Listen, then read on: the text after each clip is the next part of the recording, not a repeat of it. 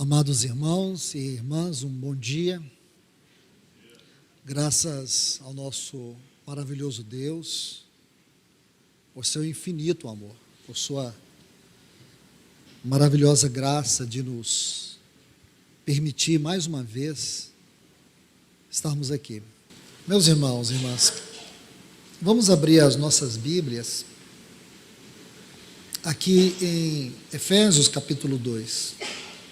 Efésios capítulo 2, a partir do versículo 1 diz: Ele vos deu vida quando estáveis mortos por vossos delitos e pecados, dos quais andaste em outro tempo, segundo o curso deste mundo, conforme o príncipe da potestade do ar, o espírito que agora atua nos filhos da desobediência, entre os quais todos nós vivíamos em outro tempo, ao impulso dos desejos da nossa carne e de pensamentos, e éramos por natureza filhos da ira, como também os demais.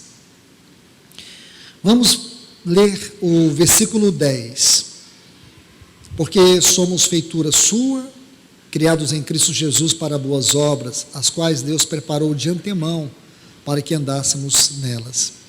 Por último, os versículos 20 a 22. Edificados sobre o fundamento dos apóstolos e profetas,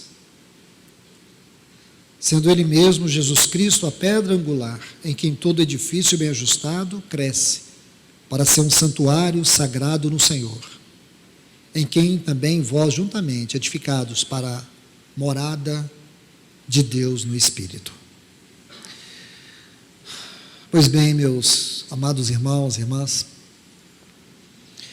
nós estamos estudando essa epístola em algumas reuniões de domingo. Nós terminamos o capítulo 1 e o meu objetivo é levar vocês a ver a maravilha da inspiração. É vocês perceberem aqui a mente do Senhor de uma forma extraordinária. Porque esta, como já disse, é o maior de todos os documentos, mais profundo, mais elevado, do ponto de vista literário, da inspiração, sobre Cristo e a igreja, sobre o eterno e supremo propósito de Deus. Então, quando eu leio com vocês cada porção aqui, eu começo a ver a grandeza, a maravilha desta revelação. Apenas para recordar, no capítulo 1, e esse capítulo ele é completamente distinto do capítulo 2. Completamente distinto.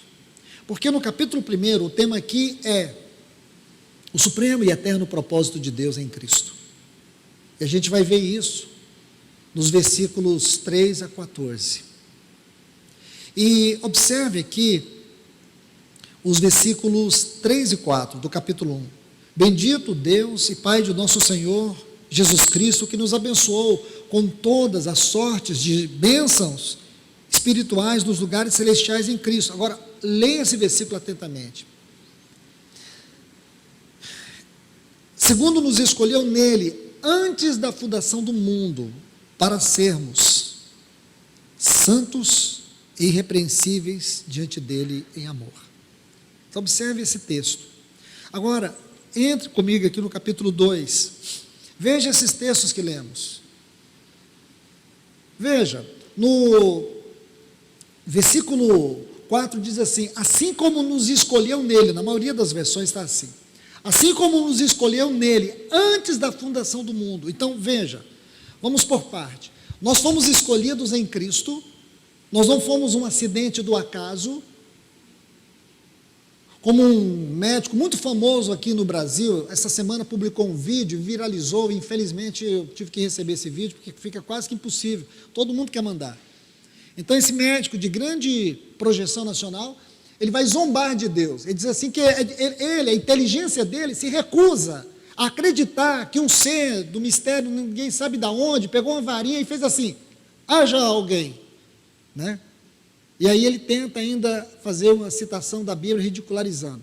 Primeiro, que esse ser que ele se refere, eu também não sei quem é, porque Deus não usou nenhuma varinha. Mas se ele se recusasse, para mim era mais fácil acreditar que um ser usou uma varinha poderosa e disse, haja o homem, do que imaginar que o nada criou algo. Quem é mais idiota? Que ele chama os cristãos de idiota. Ele é o médico de uma grande emissora de televisão, que não vale a pena citar nem ele, nem essa emissora. Porque lixo, o que fica dentro da lixeira? Lixo. Lixo, irmãos. E zomba de Deus, zombar do nosso Deus? Não. É impossível. Irmãos, vamos pensar de uma maneira idiota, como ele diz que nós somos idiotas. Então vamos pensar de maneira idiota. A ciência, não sou eu, é a ciência que diz que o mundo ele é governado por leis. Certo? Tem advogados aqui. Então vocês sabem do que eu estou falando. Se existe leis, tem que haver um legislador. Então, quem sabe, né, o nada é um legislador. Leis que a ciência estuda há séculos. Então vamos parar por aqui, né, irmãos? A sabedoria desse mundo, ela não se compara com a sabedoria de Deus. Então não vamos gastar nosso precioso tempo pensando nisso. Mas o que esse livro sagrado diz, esse livro que os impérios não conseguiram destruir, que as religiões não conseguiram destruir, que nada e nem ninguém pôde destruí-lo, que Deus preservou esse livro, diz que eu e você, na eternidade passada, fomos escolhidos em Cristo Jesus. E quando você lê os versículos 3 a 14 de Efésios, capítulo 1, você vai se deparar com essa grande afirmação de que nós não somos fruto do acaso, nós somos frutos de um íntimo e profundo relacionamento de amor entre o Pai, o Filho e o Espírito Santo, a Trindade, que no capítulo 1 é chamado de conselho da vontade de Deus. E aqui agora, no capítulo 2, Paulo vai nos mostrar de maneira prática, porque o capítulo 1 é a revelação do ponto de vista objetivo, e o capítulo 2 é a revelação do ponto de vista subjetivo. Paulo faz citações, como por exemplo, ele diz aqui no versículo 5 e 6, do capítulo 1, havendo-nos predestinado para sermos adotados como filhos, aí ele vai dizer, por meio de Jesus Cristo. Então ele diz que em Cristo nós fomos escolhidos, por meio de Cristo nós fomos adotados. Aí ele diz, conforme o beneplácito. Essa palavra beneplácito é bom prazer, satisfação. Irmãos, nada obrigou Deus nos amar. Eu vou repetir isso. Nada obrigou Deus nos amar. Ele não foi movido por nenhuma causa fora dele. Ele não foi constrangido a te amar por alguma coisa que ele pudesse, de forma presciente, ver, prever, imaginar, seja lá o que for, que você fizesse de bom ou de bem. Nada. Ele não foi movido por nenhuma causa externa para te amar. Ele nos amou pela sua própria compulsão de amar. Ele nos amou em seu Filho. Ele nos desejou em seu Filho. Ele planejou, a partir do seu Filho, ter uma constituição de filhos, e que esses filhos fossem conformados à imagem do seu Filho. Mas aqui tem um ponto fundamental, e o ponto é esse: Deus é amor. E como nós poderíamos conhecer o amor de Deus? Como nós poderíamos confiar no amor de Deus? Esse é o grande mistério que o capítulo 2 vai mostrar. Porque Deus conhece muito bem o coração do homem. Qualquer movimento fora de Deus não pode ter a perfeição de Deus, mesmo sendo criado por Deus. Então o que nós vemos? Antes de Deus criar o homem e colocá-lo aqui na terra, lá no céu, rodeado de toda glória, de toda perfeição, onde os anjos estavam em torno de Deus, havia um desses, chamado de Lúcifer. Ele era único, ele era incomparável, ele tinha em si mesmo, na sua natureza, como criação de Deus, o selo da perfeição. Ele era o anjo da luz. O capítulo 28 do profeta Ezequiel, como também o capítulo 14, Isaías 14 e Ezequiel 28, vão retratar para nós quem era este ser. O que nós sabemos que este ser, ele se engrandeceu. Não foi Deus que o engrandeceu, ele se engrandeceu. E as impressões que temos é que ele buscou usurpar o lugar do Filho de Deus. E ele conseguiu, mesmo naquele ambiente de glória, inimaginável, nossa mente não pode alcançar.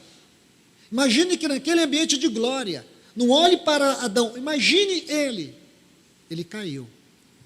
Ele carregou consigo uma terça parte dos anjos. Ele levou os anjos a confiar nele e a se rebelarem contra Deus. E promoveu uma grande rebelião. Por isso, os estudiosos do capítulo 1 de Gênesis, diz que a terra se tornou, que está em conformidade, anote esse texto, com Isaías capítulo 45, versículo 18. Se você ler esses dois textos, não, me perdoe aqui, eu só vou fazer uma citação, não estou querendo esnobar a exposição do texto, mas se você ler esses dois textos no termo original hebraico, você vai encontrar duas palavras, sem forma e vazia, torrum e borrum, aqui em Gênesis 1, e lá em Isaías 45, 18, você vai ver, e a terra, porém, nas nossas versões, todas estão assim, a terra, porém, era sem forma e vazia. No hebraico não está assim, no hebraico diz, a terra, porém, se tornou. E para nos ajudar a compreender esse texto original, Isaías 45, 18, diz assim que Deus não criou a terra para ser um caos. Aí você vai ver novamente o uso da palavra, porque aqui em Gênesis 1 temos sem forma e vazia, torrum e borrum. Deus não criou a terra para ser um torrum. Ela se tornou, e por que se tornou? Aqui está a história. Então imagine, irmãos, que depois, em Gênesis capítulo 1, segundo os grandes estudiosos, no princípio criou Deus o céu e a terra, ponto. Versículo 2, a terra, porém, se tornou, entre o versículo 1 e o versículo 2 de Gênesis, os grandes estudiosos concordam que passaram-se milhões e milhões de anos, nós não sabemos precisar. Possivelmente aqui, nesse intervalo, ocorreram a história dos dinossauros, isso não me interessa, mas é isso. Então, irmãos, irmãs, eu quero que você observe isso, porque depois nós temos a criação, e depois da criação, nós temos no capítulo 3, a queda. E quando você tem a queda do homem, a grande pergunta que você faz, por quê? Por quê? Eu sei que é um grande mistério, eu sei que nós precisamos gastar muito tempo neste assunto, mas por que Deus criou o homem e o permitiu cair? Se Deus sabia que o homem iria cair, por que Deus permitiu isso? Eu sei que por mais que nós nos debrucemos sobre esse tema, precisaremos de muito tempo para poder estudar. O que nós vamos ainda sempre estar caminhando, mas o que a Bíblia nos dá com muita clareza é que Deus sim sabia que o homem iria cair, mas o que Deus quer nos mostrar, e isso que você precisa ver, nós nunca poderíamos conhecer o amor de Deus se não fosse com base na queda. Pode parecer absurdo para você, pode parecer o maior dos absurdos, porém nunca iríamos conhecer Deus se não fosse no Calvário. A grande, majestosa criação de Deus, por mais grandiosa, extraordinária que ela seja, nunca poderia nos falar do amor de Deus. Poderia nos falar da soberania de Deus, poderia nos falar da sabedoria de Deus, mas nós nunca conheceríamos o amor de Deus olhando para a majestosa criação. Porque as maiores expressões do amor de Deus, as mais profundas, se encontram em seu Filho. Por isso que João 3,16, como muitos estudiosos já disseram, se destruíssem todas as Bíblias do mundo e sobrasse apenas João 3,16, seria o suficiente para que todo mundo fosse salvo. Deus amou o mundo de tal maneira que deu o seu Filho unigênito, para todo aquele que nele crê, não pereça, mas tenha a vida eterna. Todo o Evangelho se resume nessa declaração. Então aqui, quando você sai do capítulo 1 e você vê toda essa maravilha da descrição do supremo propósito de Deus, e agora você entra no capítulo 2 e diz, e vos vivificou. Por que vivificou? Em algumas versões se encontra assim, e vos deu vida, porque todos nós, a partir de Adão, nascemos mortos espiritualmente. Nascemos mortos, nascemos como filhos da ira, nascemos debaixo do sistema, do governo deste mundo, nascemos com os nossos pensamentos voltados para as paixões do mundo. Então Paulo vai fazer uma pequena exposição sobre isso, e agora ele vai expor para nós, dentro desse supremo propósito de Deus, os itens. Irmãos, digo para vocês com segurança, a queda é um dos itens do supremo propósito de Deus. Porque quando você olha para Gênesis 3, você acha que esse é o capítulo mais negro da Bíblia. Muitos cristãos acham que este é o pior capítulo da Bíblia. Você não pode pensar assim. Gênesis capítulo 3 é um capítulo onde o amor se revela de uma forma distinta, extraordinária. Porque nesse capítulo nós vamos ver o início do Evangelho. O Evangelho, como diz aqui, no capítulo 2, o versículo 4, o Evangelho começa assim, mas Deus, não foi Adão, foi Deus. Adão estava caído, Adão estava envergonhado, Adão estava despido, Adão estava com medo, Adão estava escondido, Adão estava envergonhado, Adão estava agora debaixo da ira de Deus, Adão estava agora no estado de condenação, Adão agora estava perdido, e o que aconteceu? Deus veio e disse a Adão, aonde está? Aonde estás? Meu irmão, não foi você, minha irmã, não foi você que desatou os grilhões que te prendiam, não foi você, não foi a religião, não foi a igreja, não foram homens. Quem quebrou os grilhões que te prendiam foi Deus. Deus quebrou todas as barreiras, todos os grilhões que nos amarravam. Deus quebrou. Quem pagou a dívida foi Cristo. Cristo pagou toda a nossa dívida de condenação, de culpa, toda a dívida da culpa que estava sobre nós. Foi o nosso Senhor Jesus quem te convenceu. Não foi aquela história, não foi aquele homem, não foi aquele louvor, foi o Espírito Santo que te convenceu do pecado, da justiça e do juízo. Mas Deus, isso é Evangelho, esse é o Evangelho. Nós estávamos mortos. Você já viu algum morto se levantar do caixão e dizer assim, olha, eu quero que me leve dessa forma, por favor. Tem muita gente desarrumada aqui no velório. Você já viu algum morto dar opinião? Morto não fala. Morto não sente. Esse capítulo começa da pior maneira que nós podíamos imaginar. O Martin Lloyd Jones, fazendo uma extraordinária exposição desse capítulo, ele diz assim, nunca vamos entender a doutrina da graça. Nunca vamos entender o amor de Deus.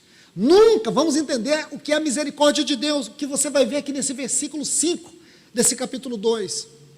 Mas Deus, sendo rico em misericórdia, por causa do grande amor com que nos amou, estando nós mortos em nossos delitos e pecados, nos deu vida juntamente com Cristo. Mas Deus, sendo rico em misericórdia. Ele diz assim, Jones, nunca entenderemos a misericórdia, a graça e o amor de Deus, se não entendermos a doutrina do pecado. Sabe o que a doutrina do pecado diz sobre mim e sobre você? Estávamos mortos. Irmãos, mortos mesmo, separados de Deus. Nós éramos um povo sem esperança. Nós éramos um povo destinado a pior de todas as condenações, a condenação eterna. A doutrina do pecado nos mostra que nós éramos filhos da ira, isto é, estávamos debaixo da ira de Deus. Deus estava irado comigo, porque eu já nasci em pecado. Eu não me tornei um pecador quando eu cometi o primeiro pecado. Eu cometi o primeiro pecado porque eu já era pecador por natureza, você também. Toda a nossa natureza estava caída. Tudo em mim apontava para uma condenação sem fim. Mas quando você lê esse texto, mas Deus, isso tem que mudar tudo na nossa vida. A nossa grande pergunta é como foi possível Deus me amar sendo quem eu era? Como foi possível me amar de tal maneira? Ele podia me amar de qualquer maneira. Ele podia me amar enviando um cordeiro, um bode para sacrificar na cruz por mim. Não precisava amar de tal maneira. Talvez eu e você nos contentássemos em ser aceitos. Em ser aceitos. Quem aqui não gostaria de ter uma vida eterna? Só a vida eterna. Não tem que passar pelo inferno. Eu digo para vocês com sinceridade, eu aceitaria. Eu aceitaria qualquer proposta que não me condenasse ao inferno. Só que Deus não fez isso. Ele fez muito mais. Ele não nos amou de qualquer maneira. João não encontrou nenhuma palavra, então ele diz assim: Deus nos amou de tal maneira. Não há vocabulário, não há linguagem, não há idioma, não há quem possa descrever esse amor. Porque nós não temos uma ideia absoluta sobre a doutrina do pecado e precisamos ter. Quando a gente fala desse amor, não nos comovemos. Quando falamos desse amor, nós não nos quebrantamos, porque nós não compreendemos dessa tal maneira. A gente age, às vezes friamente. Mas um dia nossos olhos se abrirão na totalidade, e nós veremos essa tal maneira. E nós vamos nos sentir tão constrangidos. Por isso esse corpo, por muitos motivos, mas também por esse, precisará ser revestido da incorruptibilidade. Porque, meus irmãos, essa salvação, como diz o escritor aos Hebreus, uma tão grande salvação, não é uma salvação que fomos amados de qualquer maneira, não haveria substitutos, Deus não usaria outros substitutos para mim e para você, Deus não usaria outra forma, Ele usou a pior forma possível que havia naquele tempo, de morte, de condenação, de culpa, de acusação, contra seu filho, para salvar uma pessoa como eu e você, pessoas que estavam mortas, pessoas que estavam condenadas, pessoas que estavam debaixo da ira, eu e você. É isso que esses 3 versículos do capítulo 2 descrevem. E hoje nós estamos aqui, irmãos. Mas é só uma introdução, depois nós vamos estudar isso com mais detalhes. Eu quero colocar só mais um texto, porque me assombra, irmão, sinceramente me assombra. Contemplar isso aqui me assombra. Porque quando Paulo diz assim no versículo 10, porque somos feitura, ele toma a palavra poema, da onde vem a palavra em português poema. Ele diz assim: somos um poema seu, nós somos um poema.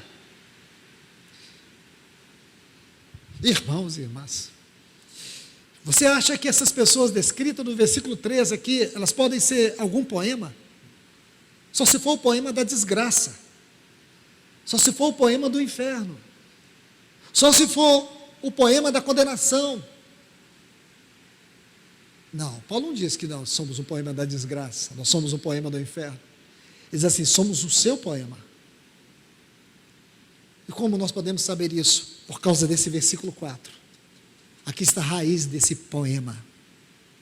Porque, irmãos, a Trindade é tão infinita na sua descrição, composição. Essas 3 benditas pessoas numa unidade eterna, perfeita, em harmonia, em um relacionamento profundo de amor e de vida, que é dessa Trindade que deriva tudo, em especial a igreja. A igreja ela precisa entender que ela é constituída e vive sob a luz da Trindade. E aqui você tem que entender também que quando os estudiosos, eu já falei isso aqui várias vezes, mas vou repetir só mais um pouquinho, porque nós não podemos pensar, eu não tenho outra forma de ajudá-los vocês a ver isso, se não for meditando na Trindade. Então, quando você olha para esses 3 versículos, como é possível Paulo dizer no versículo 10? Porque somos o seu poema. Somos o seu poema. Que poema? O poema de Deus. Mas quando você olha para o Calvário, porque quando você quer estudar a palavra misericórdia, a palavra amor e a palavra graça, não procure nos dicionários, procure no Calvário. É lá no Calvário que está a definição do que é amor. O mundo pode falar que amor é tudo, o amor pode ser de qualquer jeito, o amor pode ser de qualquer maneira. O amor banal do mundo não me interessa. Para nós só interessa um amor. Para nós só interessa o amor. E não um amor, o amor. Esse amor. Esse é o amor que é a inspiração desse poema. Onde está esse poema? Veja aqui os últimos versículos. Vê se você compreende isso. Versículo 21 e 22 só. Diz, em quem todo edifício bem ajustado vai crescendo. Ele está falando de nós. Ele termina o capítulo 1, você se lembra como Paulo termina o capítulo 1 de Efésios? Ele diz a igreja, a qual o seu corpo, a plenitude daquele que enche todas as coisas. Mas aqui nesse capítulo, ele termina assim, em quem todo edifício cresce, bem ajustado, para ser um santuário sagrado, no Senhor, em quem também vós juntamente edificados para a morada do Espírito. Irmãos, se você não sublinhou, sublinhe essas 2 frases, para ser santuário sagrado no Senhor, e para ser morada de Deus no Espírito. Nós precisamos fazer isso, porque esse é um poema, que ele pegou homens desgraçados, mulheres desgraçadas, condenadas, pessoas que eram filhos da ira, filhos das trevas, pessoas que estavam acorrentadas pelo pecado e condenados eternamente, não tinha saída para nós, era impossível que nós fôssemos justificados de tal maneira, era impossível que nós fôssemos perdoados de tal maneira, era impossível que fôssemos redimidos de tal maneira, por isso que Deus nos amou de tal maneira. Então você compreende aqui, esse é o grande poema, esses são os 2 capítulos finais da Bíblia, os capítulos 21 e 22 de Apocalipse, aqui está o grande poema. Paulo está falando algo muito rico. Veja, eu vou só citar, nós não vamos estudar, eu só vou citar. Ele diz assim, por esta causa eu sou prisioneiro. Ele ficou acorrentado por isso.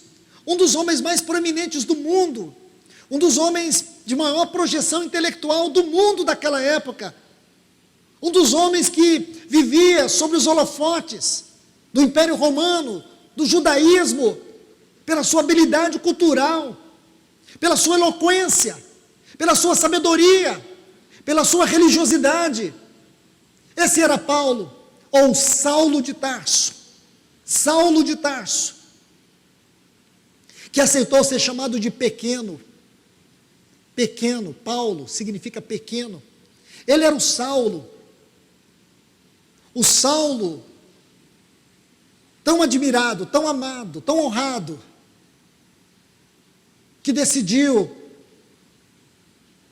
apagar, varrer a igreja da face da terra. Mas no dia que ele encontrou face a face com o Senhor Jesus, ele perdeu tudo, só para o conhecer e o tornar conhecido. Então, meus irmãos e irmãs, e ele entendeu isso mais do que ninguém.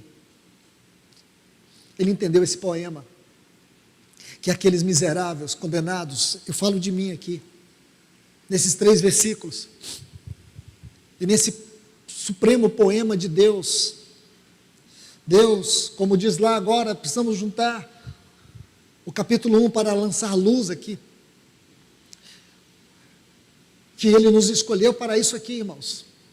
Deus nos escolheu assim como nos escolheu nele antes da fundação do mundo.